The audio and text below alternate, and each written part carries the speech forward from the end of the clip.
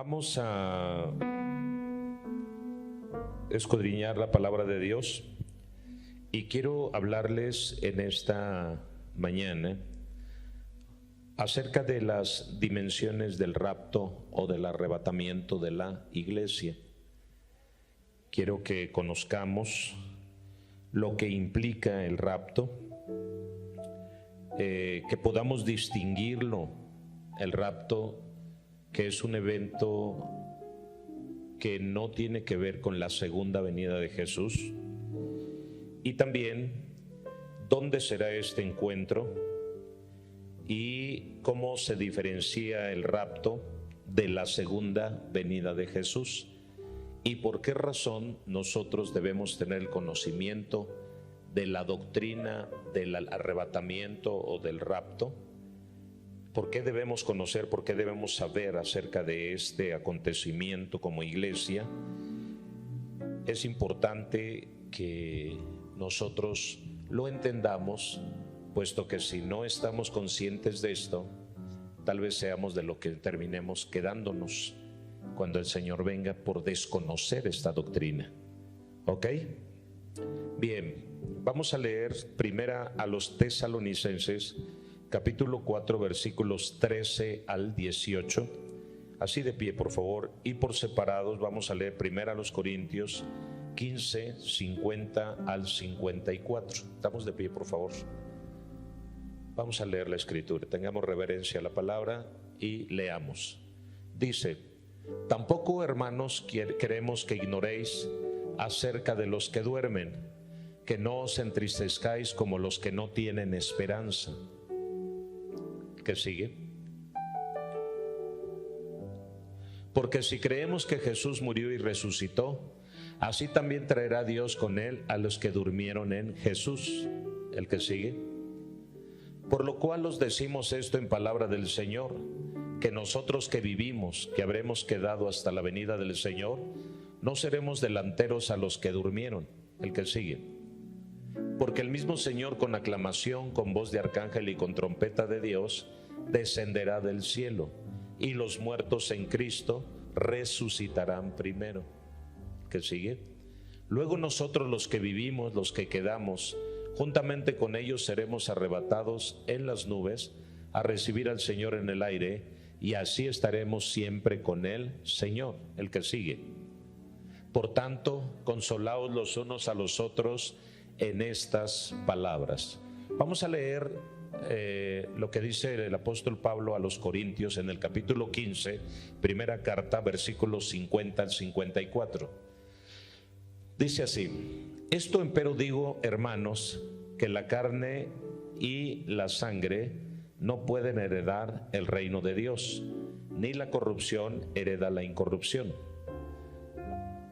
He aquí os digo un misterio: todos ciertamente no dormiremos, mas todos seremos transformados. En un momento, en un abrir de ojo, a la final trompeta, porque será tocada la trompeta y los muertos serán levantados sin corrupción, y nosotros seremos transformados. Porque es menester que esto corruptible sea vestido de incorrupción y esto mortal sea vestido de inmortalidad. Y cuando esto corruptible fuere vestido de incorrupción y esto mortal fuere vestido de inmortalidad, entonces se efectuará la palabra que está escrita: sorbida es la muerte con victoria. Oremos. Padre, gracias en el nombre de Jesús. Habla a nuestro corazón, habla a nuestra vida, enséñanos el camino de esta verdad y que esta verdad traiga libertad a nosotros. Háblanos, Señor, a través de tu palabra para poder entender cómo serán los sucesos finales antes de tu venida, y que cada uno de nosotros ponga en la balanza, Señor, ese peso de obediencia o ese peso de desobediencia delante de ti, Señor, porque los justos heredarán el cielo, serán herederos de la vida eterna. Pero los injustos no así, Señor. Su pago y su recompensa será en profundas tinieblas, en tormento, en llama de fuego, y muchos de ellos no podrán disfrutar de tu presencia, de la eternidad en salvación. Por eso, Dios, háblanos, Señor, a nuestro corazón y abre nuestro entendimiento para ser obedientes a tu palabra. En el nombre de Jesús, amén. Aleluya. Ocupen su lugar, por favor.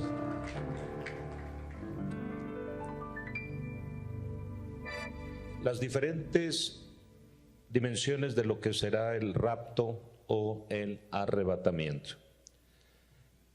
Hay más de 40 versículos que nos hablan acerca de este acontecimiento.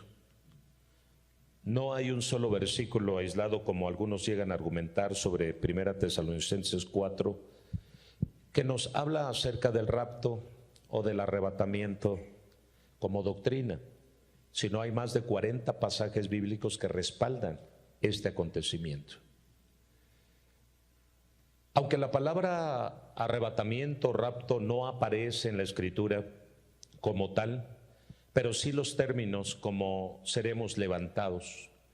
Sí aparece en la Escritura este término, este concepto, que se define como ser sacados, ser arrebatados, ser sustraídos con gran fuerza. Y cuando hablamos de rapto se escucha así como que como si se cometiera un delito, ¿verdad? Como si se cometiera un acto incorrecto, porque pensar en un secuestro, pensar en un rapto, para nosotros inmediatamente es como un delito, como un secuestro, pero la realidad es que esto va a acontecer así. Por eso hay pasajes que la Biblia lo respaldan diciendo que el Señor vendrá como ladrón en la noche, porque será una manera de sustraer a la gente de una manera que pase desapercibida para muchos, pero no para todos. O sea, por supuesto, los que van a recibir esta visitación y van a ser raptados, arrebatados, levantados, sacados fuera, sustraídos, ¿sí? Que van a recibir una, ¿cómo le llamarían? Una abducción, ¿sí? Por decirlo así. Ellos prácticamente son los que sí van a estar enterados de tal acontecimiento, porque se tocará trompeta. Quiere decir que todos los que estén preparados, que estén en comunión con Dios, que estén en relación con Dios, porque la demanda de Dios, sí, es tener coinonía con Él. Una mujer, un hombre que esté con una vida de oración continua y constante, será una persona que esté preparada para este glorioso día. ¿Están aquí? Ahora, las características dentro de lo que es el rapto son varias. Dice la palabra de Dios, el rapto es conocido también como la esperanza bienaventurada o la esperanza bendita. Nosotros no caminamos en Cristo Jesús como no sabiendo los acontecimientos que vendrán, como viviendo en ignorancia, como viviendo en tinieblas, sino que debemos caminar en el Señor teniendo el conocimiento de cómo serán todas y cada una de estas cosas.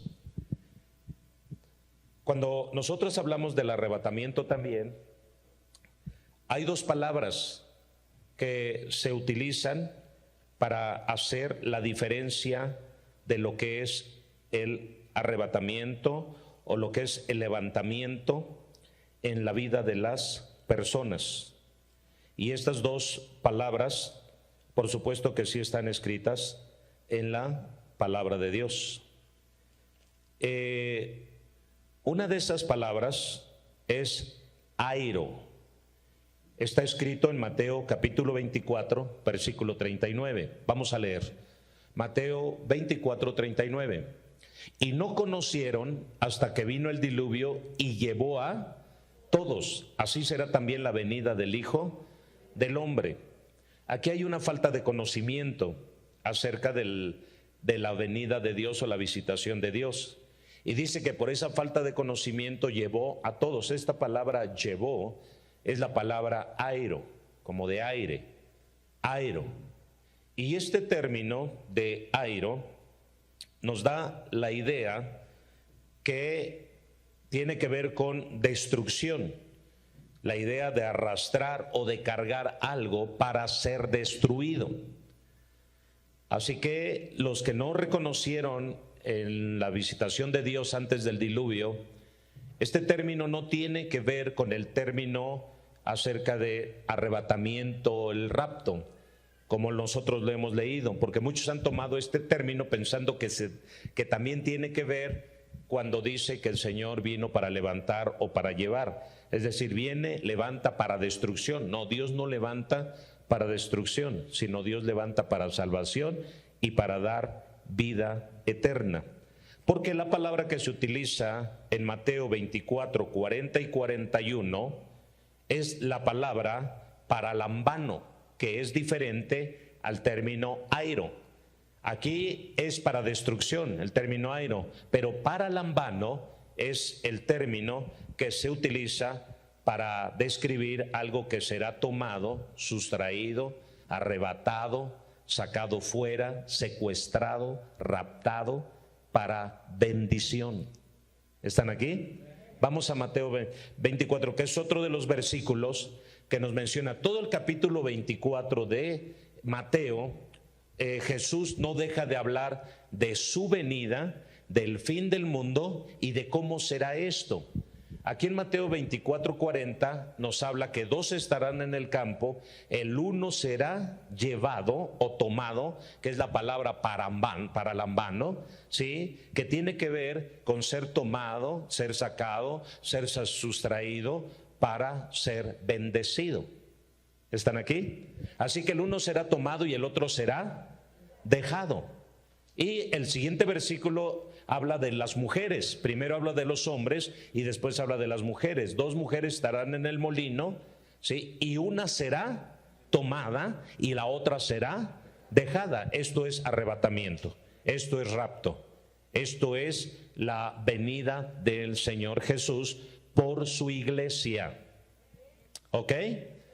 Bien, ahora en Mateo capítulo 24, versículo 2, los discípulos se acercaron a Jesús y Él les dijo: ¿ves todo esto? No será aquí dejada piedra sobre piedra que no sea destruida. Él salió de Jerusalén y se dirigía al monte de los olivos.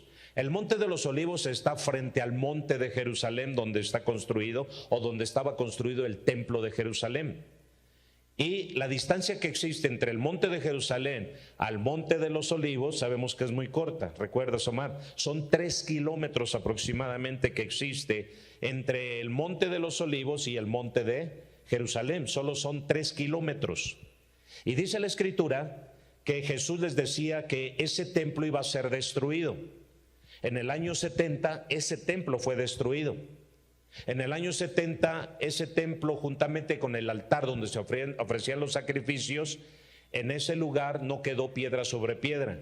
El templo estaba forrado de oro por dentro. Quitaron las piedras porque cuando se incendió el templo, el oro prácticamente se deshizo, se fundió, y entre las hendiduras de las rocas allí entró el oro. Por eso tuvieron que levantar piedra sobre piedra y se cumplió la profecía que les dijo Jesús 40 años después: no quedará piedra sobre piedra. Y esto fue lo que aconteció. El ejército romano vino, tomó dominio. Tito con su ejército trajo destrucción al templo de Jerusalén. Destruyeron el altar, destruyeron el templo, quitaron todo el oro, lo sacaron y se lo llevaron. Eso es lo que hicieron.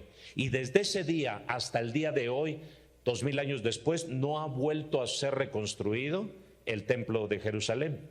Solamente hay un muro que le llaman el muro de los lamentos, y ahí vamos ahora los que hemos ido allá y nos hemos ido a parar, y ahí hemos hecho oración juntamente con el pueblo judío. Es lo que existe hasta el día de hoy en ese lugar, pero no hay templo. Entonces muy probablemente años más adelante ya están preparados para construir el templo. De hecho ya tienen los utensilios que habrán de usar para volver otra vez a los sacrificios. Muchos dicen se va a construir un tercer templo, otros exégetas dicen no, se va a construir otro templo. Lo cierto es que no sé si en ese lugar o fuera de ese lugar, pero la realidad es que probablemente va a haber alguna otra clase de templo a donde los judíos van a adorar y van a volver a los sacrificios. porque la palabra de Dios habla en Daniel que habrá de levantarse una abominación desoladora, como también Mateo 24 dice que habrá de aparecer una abominación desoladora. Por supuesto, esto nos está hablando sobre un hombre que se habrá de levantar para ir y cometer sacrilegios dentro del lugar donde los judíos habrán de celebrar y de adorar y ofrecer sacrificios al único Dios. Pero bueno, ese tema la próxima semana voy a enseñar sobre eso. Entonces, volviendo a la escritura, Mateo 24:3, los discípulos dijeron en el versículo 3, sentándose él en el monte de las olivas, es decir, salió de aquí del templo, calcúlenle 3 kilómetros. 3 kilómetros era como de aquí a la plaza comercial, no, más, como de aquí a la plaza Centenario quizá, donde está la Aurrerá. Así, Jesús salió de aquí del templo y caminó a la plaza Centenario. Y estando ya en ese lugar, se sentó con ellos. Se reunió ahí en la plaza Centenario, ahí en la bodega Aurrerá, que era el lugar de reunión de Jesús. Y ahí entonces, hablando con los discípulos, ellos le preguntaron diciendo: ¿cuándo serán estas cosas y qué señal habrá de tu venida y del fin del mundo? Ellos, por supuesto, ya le están hablando acerca, ellos querían saber cuándo él habría de volver. Para esto Jesús ya les había advertido que él habría de morir, capítulo 14 de San Juan, y que habría de ascender a los cielos, pero que no se entristecieran porque él habría de volver a regresar. Ya ellos ya lo sabían, ya estaban mentalizados en eso. La iglesia de Cristo, el carácter que debe de tener la iglesia de Cristo es que debe de estar mentalizada. El apóstol Pablo dice que nosotros somos peregrinos, pasajeros y advenedizos sobre la faz de la tierra. Todos vamos de paso, sea que muramos, ¿sí?, dejemos de existir sobre esta tierra, o sea que Cristo venga, porque habrá algunos que estarán vivos, dice Pablo en la carta que leímos a los tesalonicenses, que algunos murieron y no seremos delanteros a ellos, sino que los que quedemos con vida vamos a sufrir una transformación. Esa transformación nos va a preparar, nos va a dar un cuerpo espiritual con el que nos podamos adaptar para vivir en la eternidad. Es una transformación que va a sufrir nuestro cuerpo. ¿Cuánto tiempo tarda en esta transformación? En el levantamiento de los muertos, que los que murieron en Cristo dice que van a resucitar o se van a levantar los que durmieron en el polvo de la tierra, y los que estemos aquí en esta tierra vamos a ser transformados. ¿Cuánto tiempo va a tardar entre el levantamiento de los muertos y la transformación del cuerpo? Un parpadeo. Estamos hablando de 10 milésimas de segundo, por eso se llama rapto o arrebatamiento, que también se utiliza una palabra que es ripo y rapere, que es sustraer algo con gran violencia o con gran velocidad y gran fuerza. A eso se refiere. Por eso cuando seamos sustraídos, sí, se va a dar de esta manera, va a ser tan rápido que nadie de los que no estén preparados ni se va a dar cuenta, ni lo va a percibir, ese arrebatamiento y esa transformación corporal que van a sufrir quizás sus hijos, que va a sufrir su esposo, su esposa, y que por él no haberse preparado, él no se va a dar ni cuenta. Cuando ya busque, la persona ya no va a estar a su lado, porque va a ser demasiado rápido, en un abrir y cerrar de ojos. ¿Están aquí? Ok, no se me distraiga. Entonces, debemos nosotros ver las características de lo que va a ser este arrebatamiento. Primera los Corintios 15, 50 al 54 dice que vamos a sufrir un tipo de transformación. Jesucristo, él se transfiguró delante de 3 de sus discípulos, Santiago, Andrés y Juan, o Pedro, que fue con quien él se transfiguró. Él inmediatamente, su cuerpo natural sufrió una transformación y vieron un cuerpo de luz. Así va a pasar a todos y cada uno de nosotros. Ese cuerpecito que tanto amas y que algunos no aman tanto, va a sufrir una transformación. Así que en ese momento no estés pensando qué talla vas a querer, porque esto no va a existir allá, porque vamos a ser como un cuerpo de luz. Y ese cuerpo de luz, por supuesto, dice la palabra que Adán y Eva, cuando perdieron este cuerpo de luz, ¿sí?, inmediatamente se vieron como eran y ya no se ajustaron. Porque dice que perdieron eso, y de tal manera que cuando vieron ese cuerpecito dijeron: "Ops, estoy desnudo". Ya no se gustaron. Entonces quiere decir que tener un cuerpo de luz es muy diferente a tener este cuerpo. Hay cuerpos espirituales y hay cuerpos carnales. Hay cuerpos incorruptos y hay cuerpos corruptos. Y ahorita nosotros poseemos un cuerpo que se corrompe fácilmente. Se corrompe desde la mente y desde las emociones, y se corrompe físicamente, sí, también, y que un día cuando muera también se va a corromper porque va a ser comido por gusanos. ¿Ok? Así que este cuerpo es fácil de corromperse. ¿Están aquí? Así que no cuiden tanto este cuerpo como tienen que cuidar su salvación. Aunque sí, en salud, sí cuídenlo, que es parte de alimentándolo, cazándolo, vistiéndolo, cubriéndolo, abrigándolo. En este tiempo de frío, abríguense bien, porque es importante protegerse, pero no dejen que la vanidad gobierne sus vidas. Bien, entonces, en Primera de Juan, capítulo 3, versículo 2, ahorita vamos a regresar a Mateo 24, pero vamos ahorita a lo que dice. Pablo está diciendo: aquí os digo un misterio, todos ciertamente no dormiremos, mas seremos transformados. ¿Por qué Pablo está diciendo les digo un misterio? Porque un misterio es algo que no estaba revelado, pero que ahora iba a ser revelado.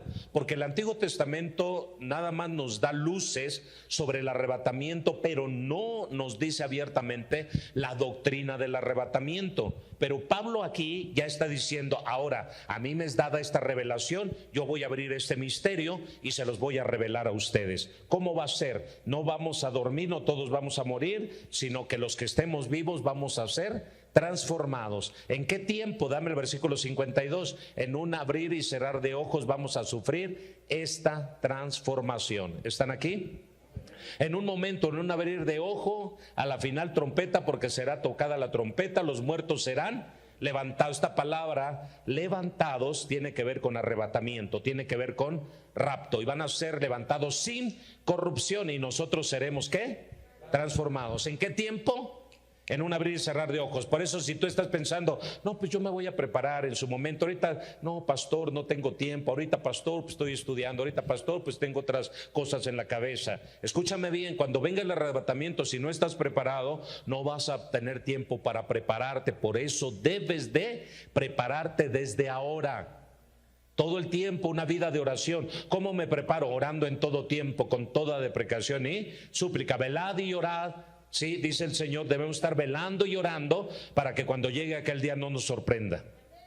Esa es la clave: orad, velad, orad, orad. El que no ora, sí, no vela, y el que no vela no ora. Así que cuando venga el arrebatamiento, tú te vas a quedar como el chinito, milando nada más. Pero no vas a poder levantarte en el rapto. Escúchenme, de Primera de Juan 3:2.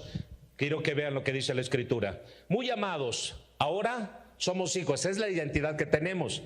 Mas a todos los que le recibieron, a los que creen en su nombre, les dio la potestad de ser hechos hijos de Dios, dice San Juan 1. Ahora escúchenme bien: muy amados, ahora está diciendo lo que somos ahora en tiempo presente. Ahora Pablo está hablando con la gente, le está diciendo, Juan está diciendo ahora ustedes es la iglesia. ¿A quién le está hablando? A la iglesia.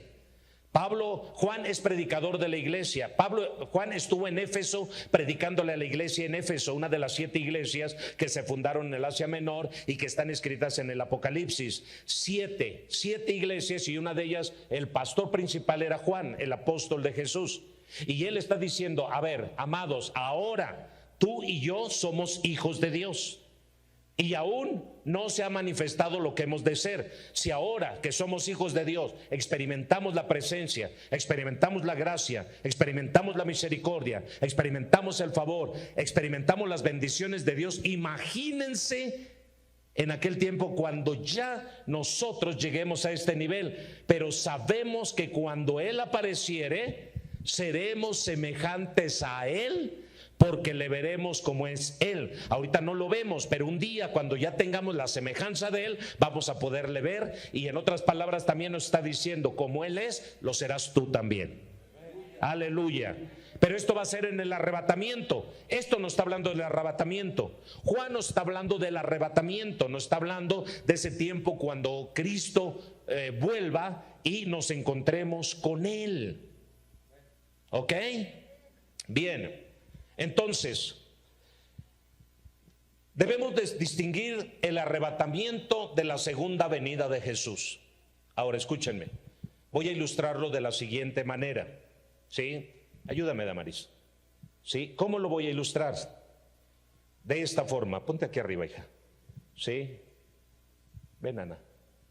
Pásale también tú.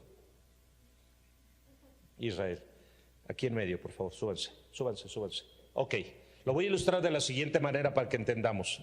El acontecimiento del arrebatamiento. Me falta una persona, pásale, Miriam. ¿Sí? Estamos hablando nosotros que hace 2000 años, ponte aquí, hace 2000 años vino Cristo Jesús. Pensemos que esto fue hace 2000 años atrás. Vino Cristo Jesús, estuvo con nosotros como hombre y murió por nosotros en la cruz del Calvario y ascendió a los cielos y prometió que Él habría de volver a venir. ¿Ok? Después de ahí, entonces la iglesia desde ahí se está preparando para recibir a Jesús, el cual prometió que va a volver a venir. La palabra de Dios nos dice que habrá 3 acontecimientos, ¿sí? De los cuales 2 serán antes de la segunda venida de Jesús. Entre el espacio de la venida de Jesús, esta es la segunda venida de Jesús, que es la etapa final, prácticamente cuando Jesús viene a esta tierra. Entre la venida de Jesús, la primera venida de Jesús y la segunda venida de Jesús, hay 2 acontecimientos antes de ello, para que me entiendan. Porque muchos confunden el arrebatamiento con la segunda venida de Jesús. Esto no es así. Porque Jesús dijo hace 2000 años, yo me voy y voy a volver a regresar. Así que entre la primera venida y la segunda venida hay 2 acontecimientos. ¿Cuáles son esos 2 acontecimientos? Uno de ellos es el arrebatamiento. La iglesia de Cristo es arrebatada para ser llevada con Él, ¿sí? Y el otro acontecimiento es lo que es conocido como la grande tribulación. Viene la grande tribulación. Entonces, entre la primera venida de Jesús y la segunda venida de Jesús hay 2 acontecimientos que la gente confunde pensando en que el arrebatamiento es lo mismo que la segunda venida de Jesús. Esto no es así, sino que el acontecimiento entre la primera y la segunda venida son 2 actos totalmente diferentes: el arrebatamiento y la grande tribulación. ¿Ok? ¿Vamos bien? Bien.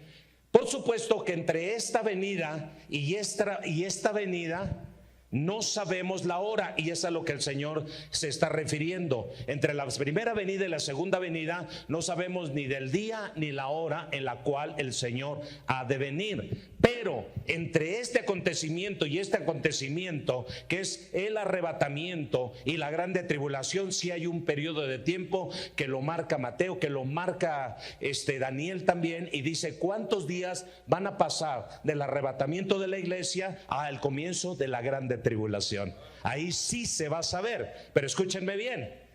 Yo no sé, qué bueno, porque puede haber otra cosa más, ¿sí? ¿Me ayudas, Jessy? Por favor, ven. Entonces puede haber otra cosa más, ponte en medio, ¿sí? Y decir, qué bueno, el hombre está aquí ahorita, en medio.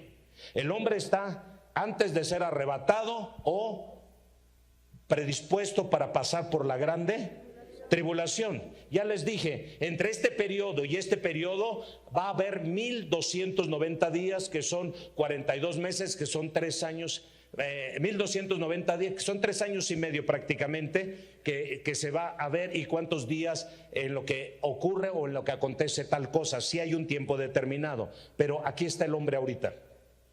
El hombre está entre el arrebatamiento o quedarse y pasar por la grande tribulación. Por eso Dios habla que este periodo de aquí a acá es el periodo conocido como el periodo de la gracia. En este periodo el hombre lucha, el hombre pasa por diversas pruebas. Entre este periodo de la primera venida de Jesús y el arrebatamiento han pasado 2000 años aproximadamente. La tierra, el ser humano sobre la faz de la tierra no tiene más de 6000 años. Desde Adán hasta Cristo pasaron 4000 años. Y desde Cristo a nuestra era han pasado 2000 años. En total son 6000 años, aunque la antropología diga lo contrario y diga que el hombre tiene millones de años de estar sobre la tierra. Sí, lo cierto es que nosotros desde Adán acá, nuestro periodo de tiempo lo que nos marca son 6000 años de existencia. ¿Están aquí?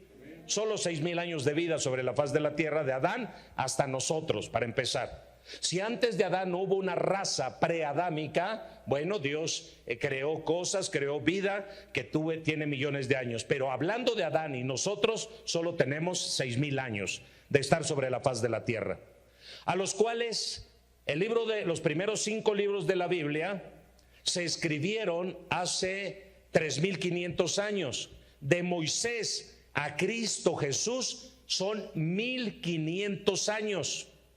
¿Están aquí? Antes de que Cristo viniera, Moisés vivió 1500 años antes de Cristo. Estos 1500 años, los primeros 5 libros del Génesis, que son los libros del Pentateuco, de la ley, hay 11 capítulos en el libro de Génesis que equivalen a 2500 años de historia, desde Adán hasta el diluvio. Son 2500 años que se resumieron en 11 capítulos de la Biblia nada más. 2500 años de historia. Y por supuesto que esa historia de 11 capítulos nos revela una primer cosa: la salvación de la raza humana, el arca del pacto o el arca de salvación de Noé. Quiero decirles que el hombre fue el primero que abordó el arca antes que los animales.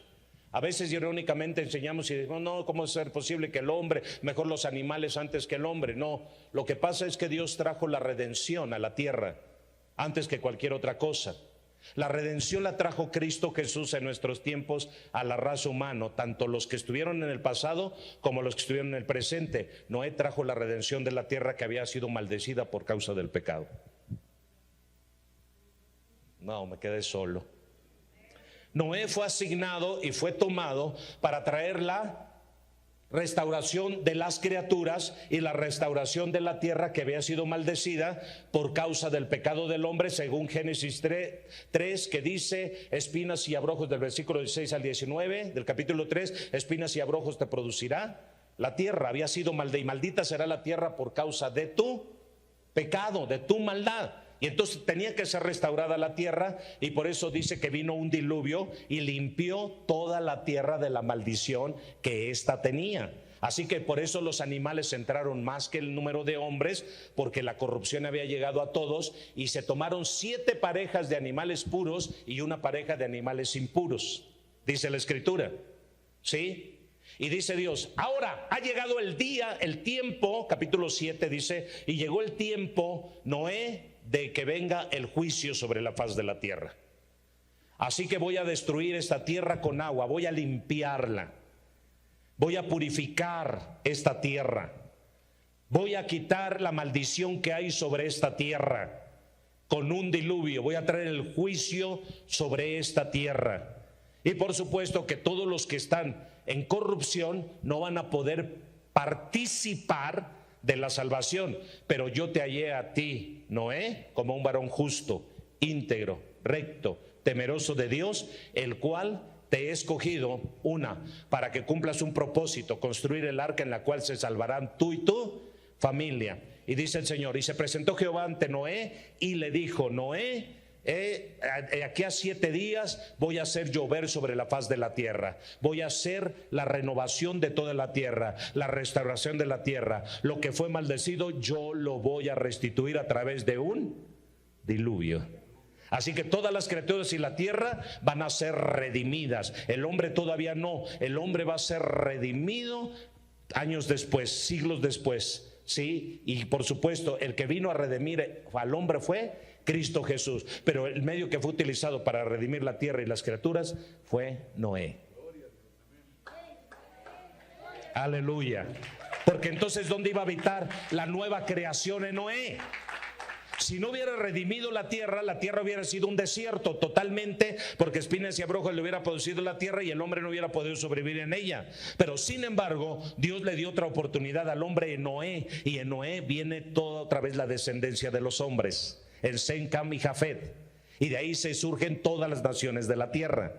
¿Se dan cuenta? Entonces, ¿qué fue lo que ocurrió? Acontece, dice, Cristo viene hace 2000 años, muere en la cruz del Calvario y abre otra puerta de oportunidades. Y entonces desde ese tiempo al tiempo que va a ser el arrebatamiento, se dice, se camina en la gracia de Dios. Yo camino en el poder de Dios, yo camino en la gracia de Dios, yo camino en el nombre de Jesús en esta tierra. ¿Y cuál es el precio que tenemos que pagar todos y cada uno de nosotros entre este periodo y este periodo? El precio que yo tengo que pagar es que me tengo que negar a sí mismo, es que tengo que tomar la cruz de Cristo y seguir a Cristo Jesús, es que tengo que negarme a las pasiones, a los deseos de mi carne, a lo que es pecado, a lo que no es correcto delante de la presencia de Dios. En este tiempo parezco yo una oveja camino al matadero, un buey camino al degolladero. Parezco esto. Dice que nosotros no somos más que estimados como ovejas de matadero. Parece ser que somos el oprobio de la tierra, la vergüenza de la tierra. Parece que la iglesia es la tonta, la ingenua, la que no sirve para nada.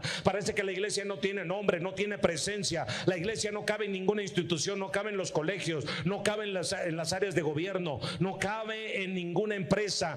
No te escuchen predicando de Cristo en una empresa porque te corren, no te vean predicando en una escuela que porque es laica, no te vean en el gobierno haciendo tal cosa porque esto no debe ser así. La iglesia no cabe en ningún lado, está siendo repudiada, está reprobada por los ojos y por las actitudes de los hombres sobre esta tierra. Ese es el precio que tenemos que pagar por llevar el nombre de Cristo en nuestra carne. Tenemos que negarnos a muchas cosas. Velad y orad para que no entréis en tentación. Tenemos que negarnos a muchas cosas que muchos le dan lugar a la carne, al pecado, a los deseos, a la codicia, y nosotros tenemos que negarnos a todo esto. Ese es vivir por gracia, eso es vivir por misericordia. Es decir, que nosotros, el precio que Cristo pagó en la cruz del Calvario, dice, si alguno quiere venir en pos de mí, niéguese a sí mismo, niéguese a sus deseos, niéguese a sus sueños, a sus aspiraciones, a sus metas, prácticamente, porque el mundo lo va a repudiar. Vas a vivir en esta tierra, vas a vivir entre la cizaña, pero la realidad es que vas a ser reprobado, repudiado, repugnado.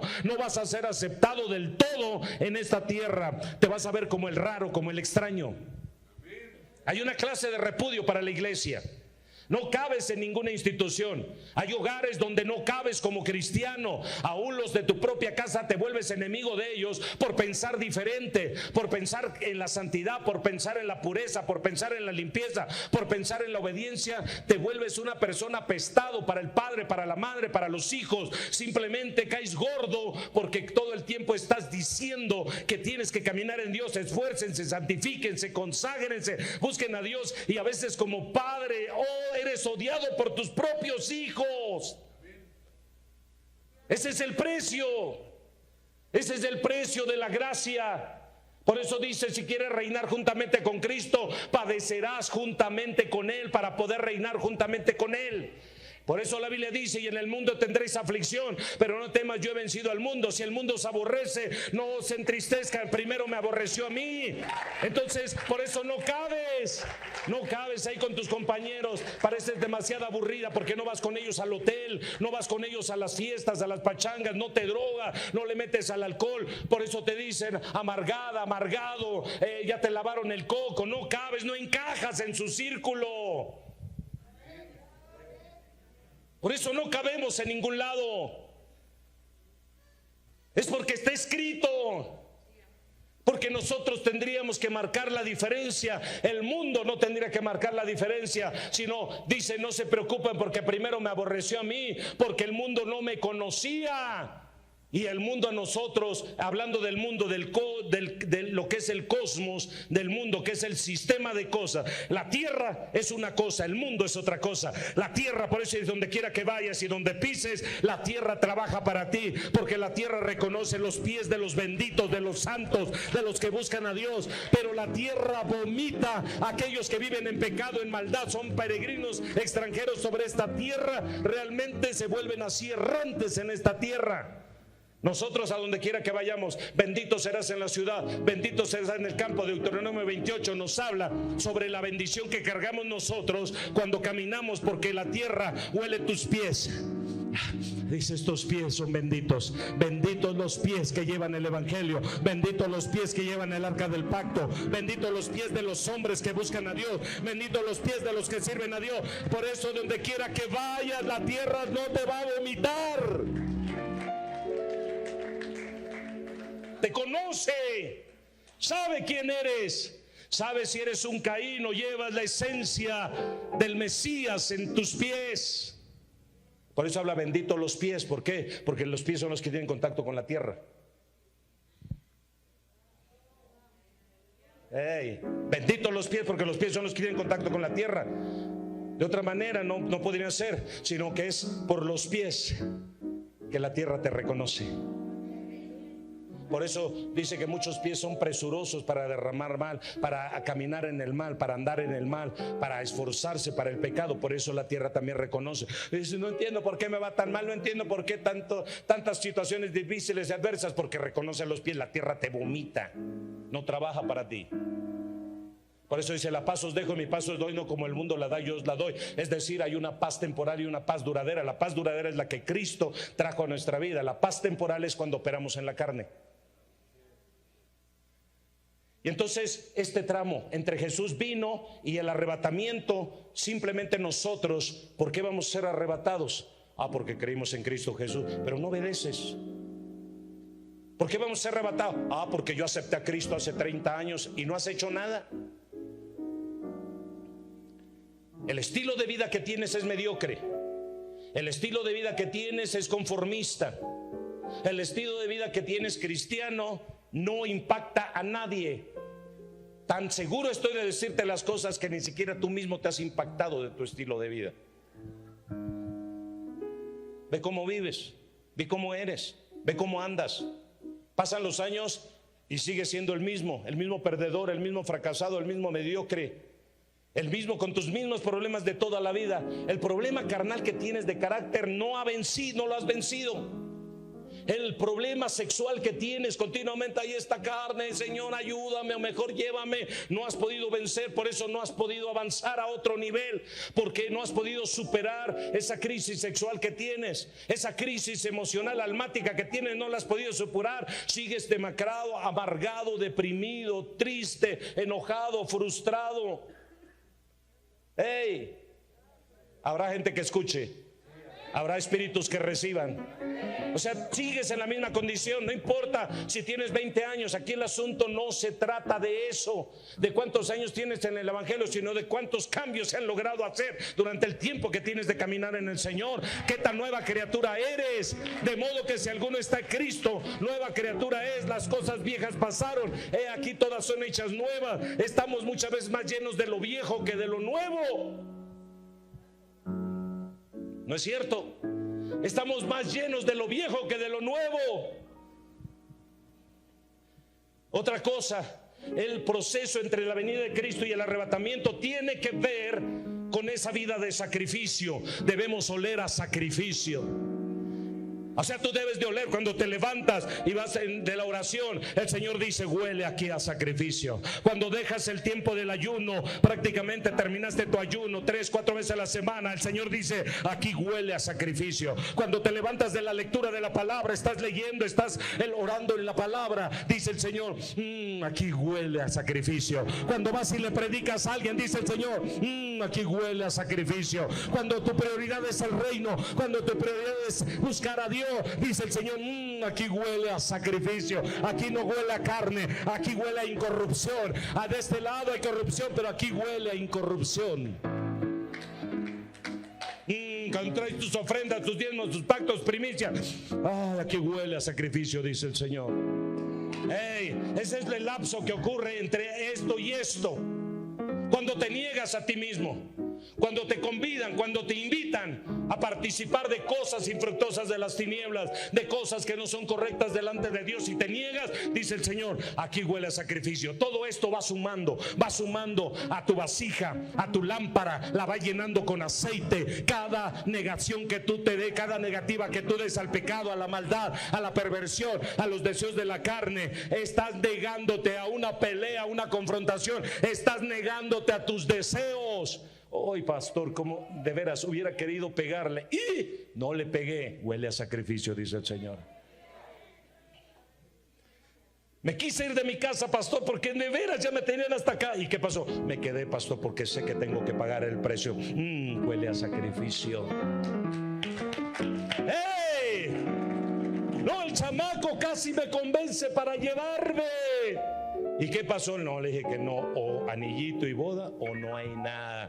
Huele a sacrificio.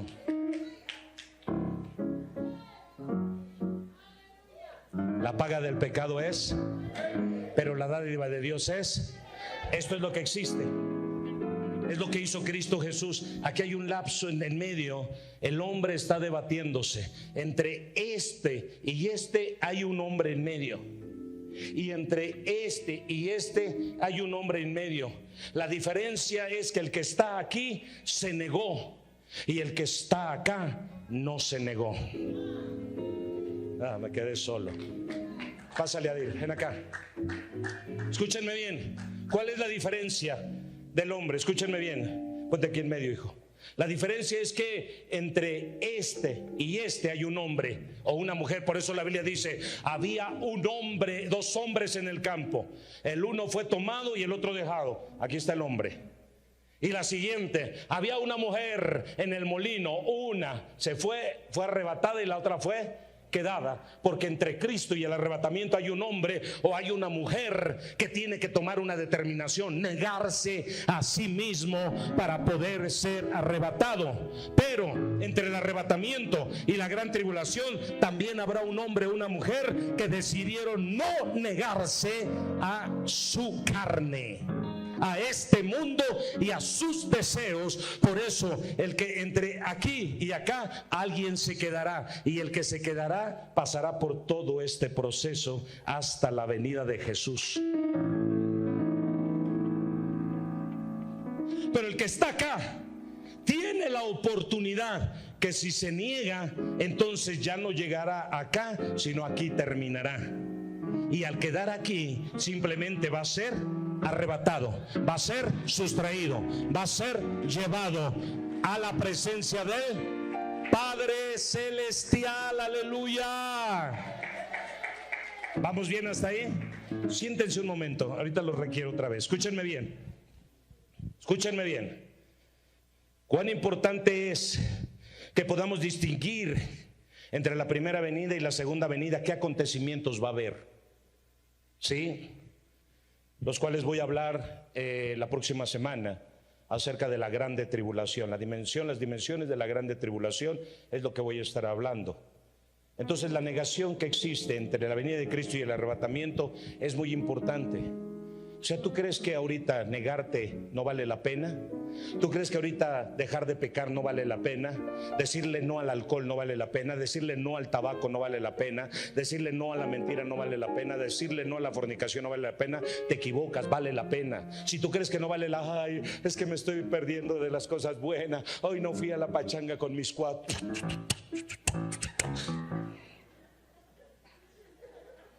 ¿Crees que no vale la pena?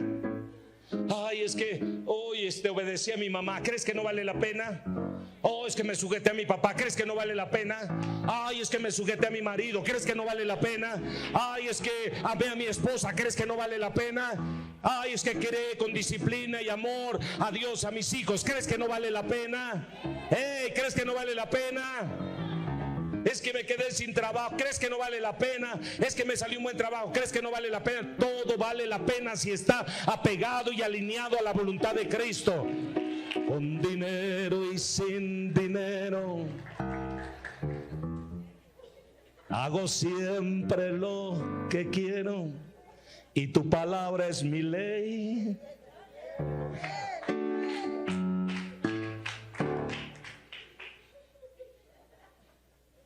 Vale la pena decirle no a las obras de la carne, porque está en juego el arrebatamiento, está en juego el que yo me tenga que quedar en esta tierra para sufrir lo indecible. San Juan capítulo 14 versículo 2, miren lo que dice.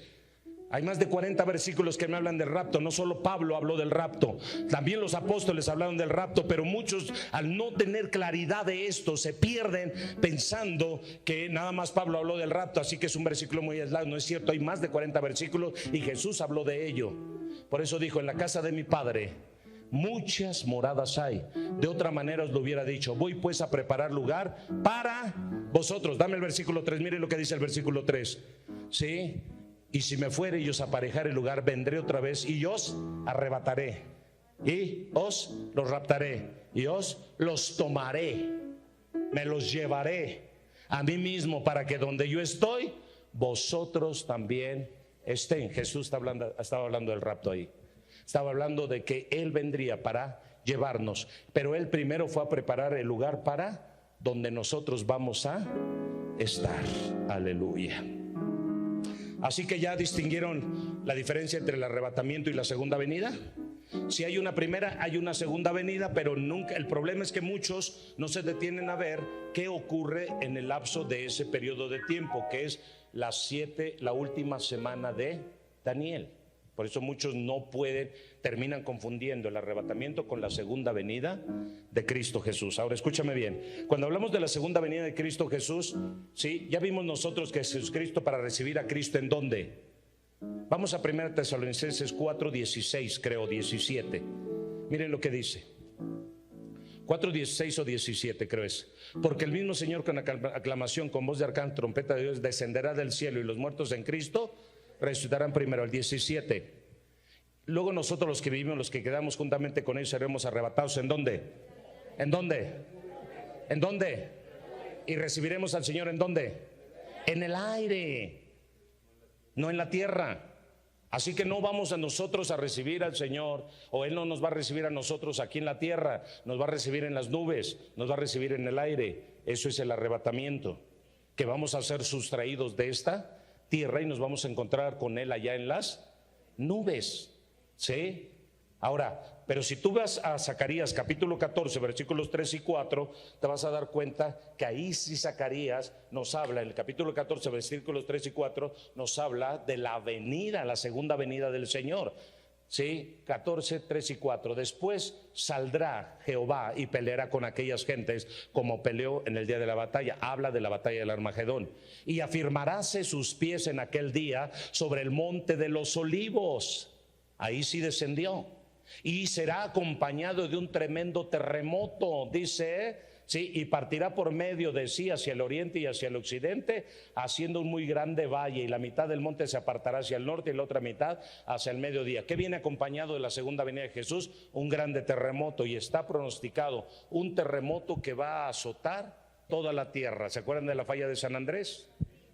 Bien, pues eso va a acontecer cuando Cristo venga. Ya está preparado el valle que se abrirá en cuanto Él ponga sus pies sobre el monte de los olivos. Entonces toda la tierra habrá un terremoto que todas las naciones de la tierra lo van a ver, lo van a sentir, y que muchas de ellas van a desaparecer, aún islas, a causa de este terremoto. Ok.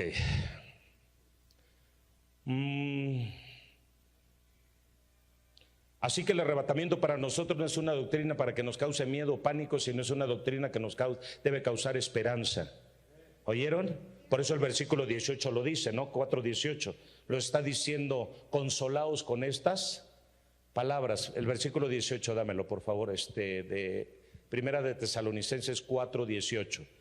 Dice: por tanto, consolaos los unos a los otros con estas palabras. Es decir, el arrebatamiento se conoce como la esperanza bienaventurada o la esperanza bendita. Esa es nuestra esperanza bendita. Esa es nuestra esperanza bienaventurada. Aleluya. Ahora, por supuesto que también el arrebatamiento va a tener algunas características. Sí, 1 Tesalonicenses 5:2 dice así: el arrebatamiento va a ser de esta manera, porque vosotros sabéis bien que el día del Señor vendrá así como ladrón de noche. Y hay otro pasaje que dice: si el padre de familia supiera la hora en que el ladrón va a venir para minar su casa, les aseguro que no dormiría sino que velaría, estaría despierto para cuidar que este ladrón no entre a saquear nada. Eso se refiere al arrebatamiento. También debemos entender que, por supuesto, en esta venida de Cristo Jesús, nadie se va a dar cuenta más que los salvos, más que los que se van con Él.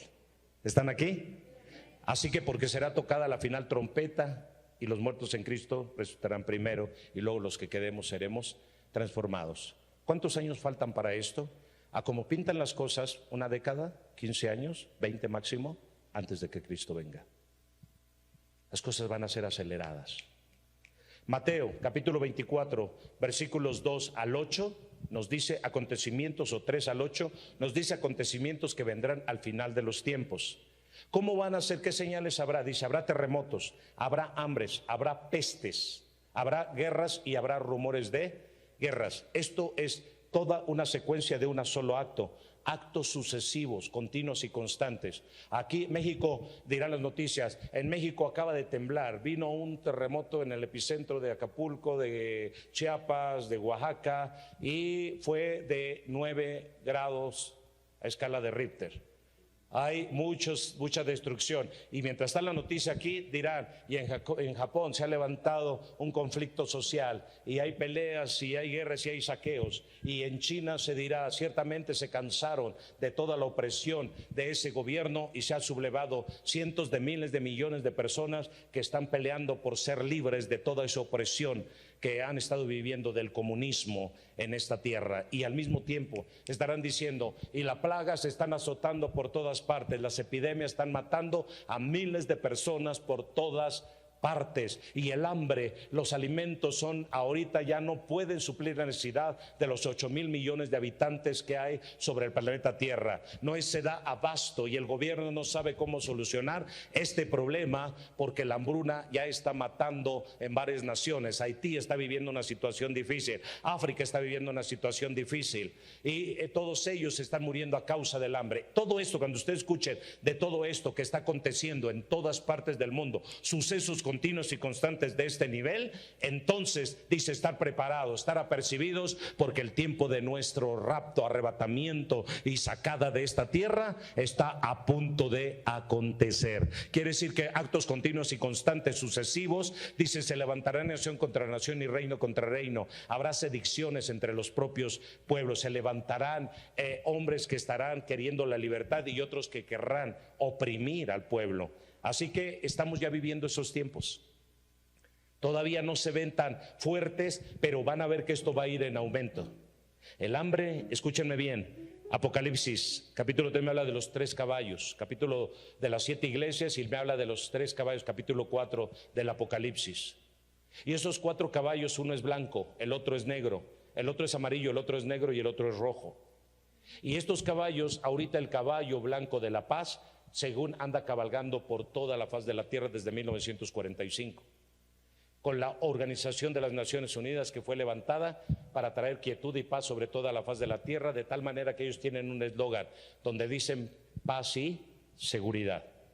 Y este caballo trae un arco en su mano, pero no trae flecha, es decir, que utilizarán la fuerza del ejército para someter a las naciones de la tierra. No matarán a nadie, solamente ellos tendrán la autoridad para someterla. Ahorita militarizar las calles es el plan de los gobiernos en el mundo. Mucha gente dice, no, qué bueno que entre la Guardia Militar para acabar con unos cuantos, porque el narcotráfico es el pretexto que están usando para militarizar las calles. Es increíble que ahora en las vacunas estaban los militares ahí para que te formaras y para que pusieran orden y todo ese rollo.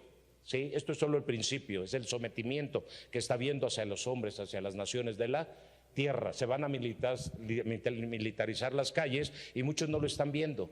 La Guardia Nacional. Y por eso los gobiernos, Guardia Nacional no es un asunto solo del país de México, es de todas las naciones de la tierra a donde vas a ver Guardia Nacional. No es otra cosa más que militarizar a los países para que el gobierno tenga dominio, control y poder. Por eso a los ejércitos le están dando el poder, para que de esta manera tengan controladas a las masas. Es la preparación de la entrada del anticristo. Este caos que se va a provocar de Mateo 24, del 1 al 8, que es principio de dolores, es necesario porque se necesita un Salvador. Se necesita alguien que venga a poner orden en medio del caos. Se necesita alguien que venga a dar de comer cuando hay hambre. Se necesita alguien que venga a traer medicinas en medio de la enfermedad. Y esto va a ser el anticristo. Le están preparando el camino bien bonito para que cuando Él llegue todo el mundo, ¡wow!, crea en Él. Pero la Biblia dice, no crean. Se levantarán, dice la palabra, y vendrá una persecución, versículo 9 al 11. Va a venir una persecución, 9 y 10, una persecución para la iglesia de Cristo. Ahorita estás muy cómodo, ahorita con cualquier cosa te estorbas, te lastimas, te hieres, porque eres como un chamaco berrinchudo, inmaduro, que no has crecido. Pero si de veras, cuando venga la persecución, se va a ver si de veras de qué estabas hecho. Cuando venga la persecución se va a ver si de veras eres hijo de Dios. Cuando venga la persecución y te apunten y te digan te vas a ir a la cárcel por creer en Cristo, se va a ver si de veras creíste o simplemente eras uno que aparentabas piedad dentro de la iglesia. Porque va a venir una grande persecución. Se está predicando, viene el más grande avivamiento en toda la tierra. Y me gusta cuando escucho la voz de los profetas, viene el más grande avivamiento. Pero cuando veo avivamiento, me tiemblan las piernas, porque digo, los únicos avivamientos grandes que han venido en la Biblia han sido dos, por lo menos los que yo veo. En el caso del profeta Elías, que le vino una tremenda persecución por traer un avivamiento a la tierra. Y en el caso de los discípulos de Jesús, cuando comenzaron a predicar la palabra, vino un tremendo avivamiento, pero por persecución tuvieron que salir y predicar en toda la tierra. Así que cuando venga un avivamiento aquí en la tierra, qué bueno, los apóstoles están hablando y diciendo, viene avivamiento, el más grande avivamiento, prepárate para recibir el Espíritu, prepárate para recibir la bendición, pero no te dicen prepárate para recibir los cocolazos y recibir la persecución que te viene para que tú recibas ese avivamiento. Porque no quieren decir la verdad o simplemente no la han entendido. Pero yo sí quiero que venga un avivamiento. Pero ¿para qué esperar un avivamiento con persecución cuando ahorita, si tan solo la iglesia se metiera, ayunara, orara, obedeciera, se sujetara? Esta sería la iglesia más avivada de toda la República Mexicana. Si yo tuviera pura gente que adora, pura gente que se mete con Dios, pura gente que ayuna, pura gente que lee la palabra, pura gente que obedece, no necesito esperar el más grande avivamiento. Esta iglesia estaría avivada, esta iglesia estaría viva, esta iglesia estaría activa. Porque muchos están esperando el gran avivamiento, cuando el gran avivamiento vino hace 2000 años, cuando el Espíritu se derramó en el aposento alto. Pero la iglesia es la pasiva, es la apagada, es la que no está buscando ser avivada. Yo nada más puedo ver dos clases de avivamiento realmente. Una que es provocada por el Espíritu de Dios en obediencia, y otra que es provocada por Dios por desobediencia. Las dos clases de avivamiento que yo veo en la Biblia es esta. Dice la Biblia, no se mueven de Jerusalén hasta que seáis investidos del poder de lo alto. Y pasados 10 días después de la ascensión de Jesús, entonces estaban todos unánimes juntos en obediencia, porque creyeron a Jesús y ahí se esperaron. No se mueven de Jerusalén, no se movieron de Jerusalén. Y entonces por obediencia vino avivamiento. Así que ¿qué avivamiento quieres? ¿Por obediencia o por desobediencia? Cuando viene por obediencia, dice que estaban 120 ahí postrados, 120 esperando las promesas del Señor, 120 en las mesas sentados, creyendo lo que Jesús les había dicho, que no se movieran hasta que fueran investidos del poder de lo alto, que el avivamiento llegara a sus vidas. ¿Y qué fue lo que ocurrió? Que 10 días después un viento recio entró en aquella casa, el cual hinchió toda la casa, aleluya, y fueron repartidas lenguas como de fuego que se asentó sobre cada uno, y comenzaron a hablar en otras lenguas como el Espíritu les daba que hablasen. Avivamiento por obediencia. Pero el Señor les había dicho, ciertamente después de que recibieran el Espíritu Santo me serían testigos en Jerusalén y en Judea y en Samaria. Y ellos, en lugar de obedecer, se quedaron aplatanados en Jerusalén y no salieron a predicar. Y el segundo avivamiento que vino fue por desobediencia, porque como no obedecieron a salir en el avivamiento por obediencia, entonces tuvo que traer persecución para que obedecieran. Así que el avivamiento que se ve, uno es por obediencia y otro por desobediencia. ¿Qué estás esperando? Muchos no están esperando un avivamiento por obediencia, sino por rebelión y desobediencia. Yo no quiero ese avivamiento. Yo quiero que ahora esté ocurriendo el más grande avivamiento de los cielos, de la tierra, en obediencia. Quiero gente obediente. Creo que no me di a entender. Jesús dijo, y después, no se muevan de Jerusalén, capítulo 1, versículo 5 de Hechos de los Apóstoles, capítulo 3, capítulo 2, capítulo 1, capítulo 2, versículo 3, 2 y 5, no se muevan. El 8, y después me seréis testigos en Jerusalén, Judea y Samaria, es decir, primero por obediencia, que venga avivamiento y después salgan y prediquen, pero ninguno salió. Y después Hechos de los Apóstoles capítulo 2 viene persecución, capítulo 3 viene persecución, capítulo 4 viene persecución, porque como no obedecieron, cuando eran obedientes, entonces por desobedientes vino avivamiento. Hey. Así que ustedes, ¿qué quieren? ¿Avivamiento por desobediencia o avivamiento con obediencia? Hay dos formas de ser avivados, señores. Muchos de ustedes están más muertos que vivos, pero la Biblia dice que estamos muertos en delitos y en pecados. Si dejamos los delitos y los pecados, vamos a avivarnos. Hey. Entonces mucha gente no está avivada precisamente por eso, porque le da lugar al pecado. Pero si le dejas de dar lugar al pecado, la muerte ya no tiene potestad sobre de ti, sino ahora lo que vendrá automáticamente será la vida. ¿Están aquí? Ok. Bien. Primera Tesalonicenses 5:9. Ay, Dios, ya se fue el tiempo. ¿Qué dice? Primera Tesalonicenses 5:9. Dice así: porque no nos ha puesto Dios para ira, sino para alcanzar salvación por nuestro Señor Jesucristo. Y Apocalipsis creo 3:10 también dice que nosotros no fuimos puestos para ira. Creo que es Apocalipsis 3:10. ¿Sí me lo das, por favor?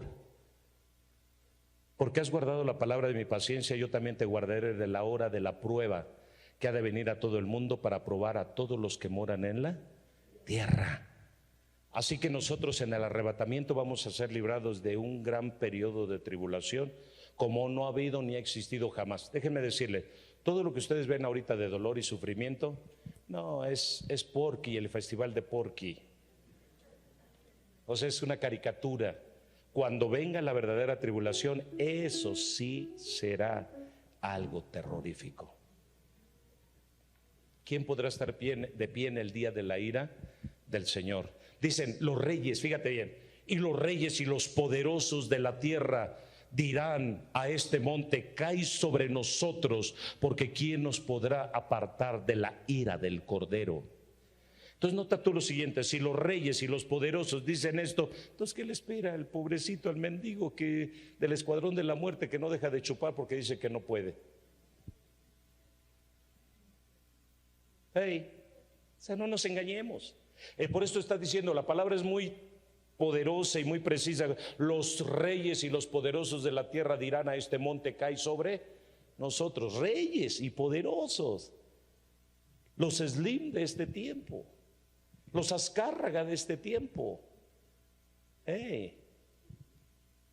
Sí, todos ellos son los que van a decir: monte cae sobre nosotros. Los que ahorita se sienten intocables dirán: monte cae, porque ¿quién podrá estar de pie ante la ira del Cordero?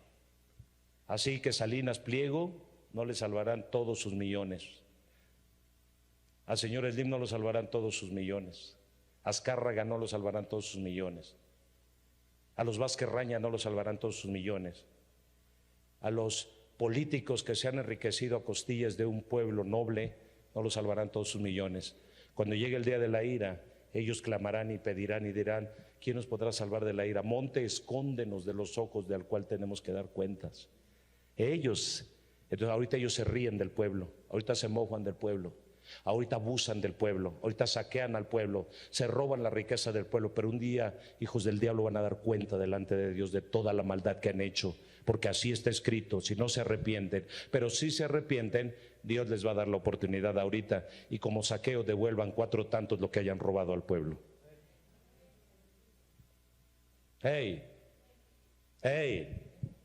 ¿Están aquí? Así que por lo tanto, la palabra de Dios, primera Tesalonicenses 5 del 1 al 3 dice: el día del Señor vendrá. Así que ese día va a llegar y no tarda mucho para que esto acontezca. Primera de Tesalonicenses 5 del 1 al 3, por favor. Dámelo. Primera Tesalonicenses 5 del 1 al 3. Empero acerca de los tiempos y de los momentos, no tenéis, hermano, necesidad de que yo os escriba, porque vosotros sabéis bien que el día del Señor vendrá así como ladrón en la... Ahí está otro versículo más que nos habla del arrebatamiento. Y que cuando dirán paz y seguridad, entonces vendrá sobre ellos destrucción de repente, como los dolores de la mujer preñada, y no escaparán. Quiere decir que primero viene el rapto. Ahí está diciendo viene el rapto, porque el Señor vendrá como ladrón en la noche, y luego de ahí el suceso que sigue es el versículo 3. O sea, no crean que son dos versículos que son lo mismo, sino está diciendo, primero viene el rapto y después viene la grande tribulación. Ahí está escrito. Nada más que si no leemos bien, todo lo juntamos el versículo 2 y el versículo 3, pero si leemos bien nos vamos a dar cuenta que son dos acontecimientos diferentes. Uno es el rapto y otro es la grande tribulación. Cada uno de nosotros debemos analizar vida y conducta. San Juan 10:28. Miren otra promesa que el Señor nos hizo. Dice así: y yo les doy vida eterna y no perecerán para siempre, ni nadie, iglesia mía, las arrebatará de mi mano. Nadie, nadie. Porque yo he venido para darles vida eterna y ustedes no van a morir y nadie los va a poder arrebatar de mi mano. ¿Se dan cuenta? Sí. Entonces, escúcheme, termino con lo siguiente. Esto está interesante. Apocalipsis 3:10. ¿Cuál debe ser el carácter de la iglesia? ¿Qué carácter debemos tener? ¿Qué fruto principalmente debemos desarrollar entre nosotros? Esto es muy importante. Apocalipsis 3:10. Miren, dice: porque has guardado la palabra de mi paciencia, yo también te guardaré de la hora de la tentación que ha de venir en todo él para probar a los que moran en la. ¿Cuál es la blasfemia más grande que tú puedes cometer? Es decir, Señor, ¿dónde estás cuando yo más te necesité? Señor, ¿dónde estás cuando yo te buscaba? Señor, deja de decir blasfemias. Está diciéndote aquí, porque tú has guardado la palabra de mi paciencia. Es decir, tú me has tenido paciencia, porque te has hecho uno conmigo, no queriendo que el impío se pierda, sino que se salve. A ver, otra vez. ¿Sí? El Señor te está diciendo claramente: tú has guardado la palabra de mi paciencia, yo también te guardaré. Por ser paciente juntamente conmigo, ¿sí? Yo te voy a guardar. ¿Qué quiere decir? Que ¿cuál debe ser el carácter de las personas del último tiempo? Paciencia. ¿Sí? Paciencia.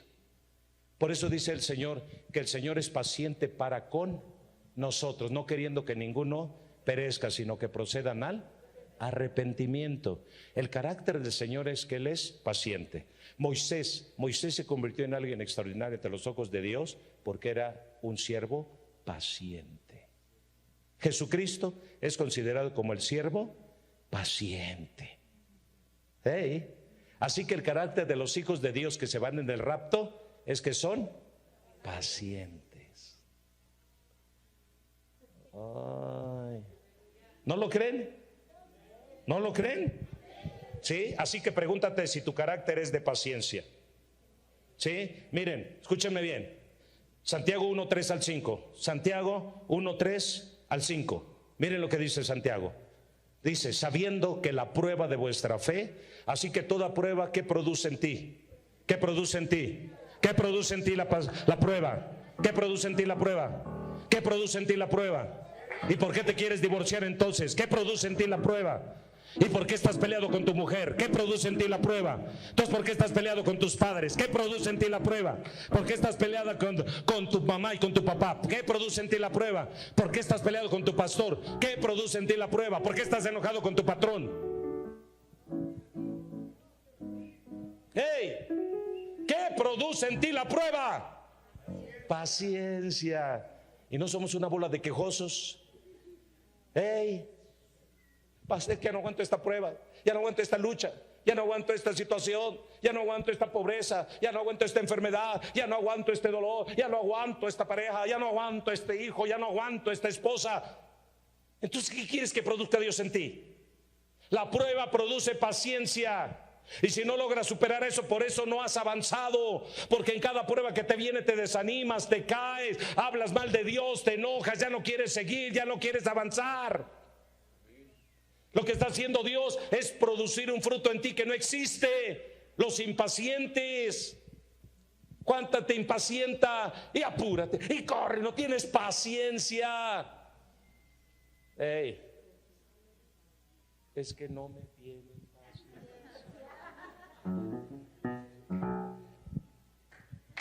Porque has soportado la palabra de mí. O sea, ¿qué quiere decir? Has caminado conmigo a mi lado.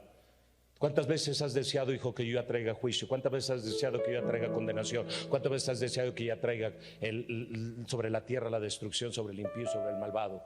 Pero ¿qué crees? Yo los amo tanto que no quiero que se pierdan.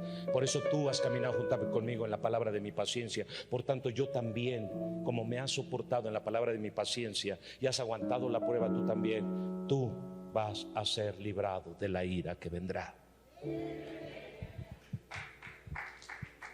Aleluya. Gálatas 5, 22 y 23. Gálatas 5, 22 y 23. Corramos. Mas el fruto del Espíritu es caridad, gozo, paz. Y en otra versión dice paciencia, no tolerancia. Esta palabra juega una doble definición ahí, pero el término correcto es paciencia. Es un fruto del Espíritu. La paciencia es muy importante. ¿Cuántas mujeres ya están tan neuras que no tienen? ¿Cuántos hombres están tan neuras que no tienen? ¿Cuántos hijos están todos neurasténicos que no tienen? Así que de la venida de Jesús al arrebatamiento, los impacientes se quedan. No los pasivos. No los pacificadores. Escúchame bien. Mira lo que dice Apocalipsis 1:9. Voy a leer varios pasajes de rápido. Apocalipsis 1:9. ¿Qué dice? Es la carta a Juan, son las cartas a la iglesia. Y dice: yo, Juan, vuestro hermano y partícipe en la tribulación y en el reino y en la paciencia de... ¿Qué carácter debes de tener? ¿Y cómo estaba Juan en medio de su persecución? A Juan lo lanzaron a la isla de Patmos a picar piedra. Y ¿saben qué? Me llama mucho la atención. Dice: yo, Juan, fui llevado a la cárcel a picar piedra, pero antes de eso me metieron en una olla de aceite hirviendo para morir. Pero oh sorpresa, porque Dios no me dejó morir, porque cuando me estaban asando ahí en el caso de las carnitas, simplemente pasó algo y el aceite no me quemó. Y todos se sorprendieron y ya no me tuvieron más que dejar. Me sacaron de ahí y me metieron al calabozo y después me trajeron a la isla de Patmos a picar piedra. Pero miren lo que dice: yo, Juan, estaba desesperado y estaba angustiado y ya estaba harto, porque yo que sirvo a Dios, yo que ofrendo, yo que diezmo, yo que voy a tabernáculos, yo que voy a casa de paz, yo que sirvo en casas de paz, yo que soy mentor, yo que soy mentora, yo que soy líder de casa de paz. Mira qué es lo que está pasando, porque no prospero, no tengo dinero ni nada que dar. ¿Qué es lo que está sucediendo? ¿Sí dijo eso? Yo que le he sido fiel a Jesús, yo me recosté en su pecho, yo caminé con él. ¿Y qué está pasando? ¿Dónde está Jesús? ¿Por qué no envía a sus ángeles para que les parta la cabeza a estos romanos? No, dijo: yo, Juan, vuestro hermano y partícipe en la tribulación y en él y en la paciencia de... O sea, no solamente tenemos que caminar nosotros en el reino haciendo milagros, prodigios y ser sobrenaturales, sino también debemos caminar en la paciencia de Jesucristo.